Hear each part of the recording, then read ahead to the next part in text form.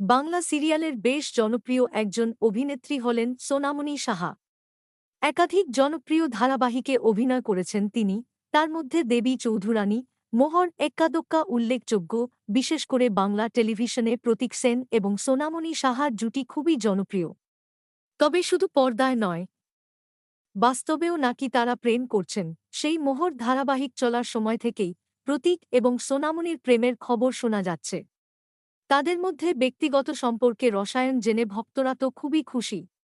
তবে সোনামণি আগেই একবার বিয়ে করেছেন। খুব ছোট বয়সে তিনি বিয়ে করেন তার প্রেমিক তথা কোরিওগ্রাফার সুব্রত রায়কে। 2015 সালে তাদের বিয়ে হয়, কিন্তু সোনামণি এবং সুব্রতর বিয়ে খুব একটা সুখের হয়নি। তাদের বিয়েটা খুব বেশিদিন টিকতে পারেনি। 5 বছরের মাথায় ভেঙে যায় তাদের সম্পর্ক। এরপরই ধারাবাহিকে পা রাখেন পর্দার রাধিকা। কিন্তু 5 বছর পরে কেন ভেঙে যায় সোনামণি ও সুব্রতর সুখের সংসার? এই বিষয়ে মুখ খুলেছিলেন নায়িকা নিজেই। তিনি তার স্বামীর সম্পর্কে বলতে গিয়ে বলেন, আমি মুখ খুললে অনেককে জেলে যেতে হবে। তবে সোনামণির এই অভিযোগের পরিপ্রেক্ষিতে চুপ থাকেনি সুব্রত। তিনিও একটি সংবাদ মাধ্যমের কাছে এই বিষয়ে মুখ খুলে প্রাক্তন স্ত্রীর বিরুদ্ধে অভিযোগ করেন। সুব্রত জানান তাদের অ্যারেঞ্জ ম্যারেজ হয়েছিল।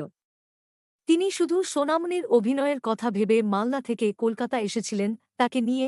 স্ত্রীর স্বপ্ন পূরণ করার জন্য কলকাতাতে ফ্ল্যাট কিনেছিলেন সুব্রত। সবকিছুই ঠিকঠাক চলছিল তাদের মধ্যে, কিন্তু হঠাৎ করেই লউনে বাড়ি ছেড়ে চলে যান সোনামণি। এরপরে আর তিনি তার স্বামীর কাছে ফিরে আসেননি। পরে ভাইকে নিয়ে এসে কলকাতার ফ্ল্যাট থেকে তিনি তার নিজের সমস্ত জিনিস এবং বিয়ের কাগজপত্র নিয়ে চলে যান। সুব্রত অভিযোগের সুরে বলেছেন তিনি তার প্রাক্তন স্ত্রীর জন্য অনেক কিছুই করেছেন। সোনামণি অবশ্য নিজের বিয়ে নিয়ে প্রকাশ্যে কোনো কিছুই বলেননি।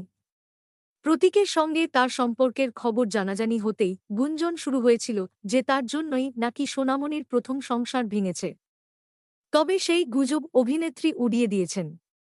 প্রতীককে তিনি নিজের শিক্ষক এবং আদর্শ বলে মানেন।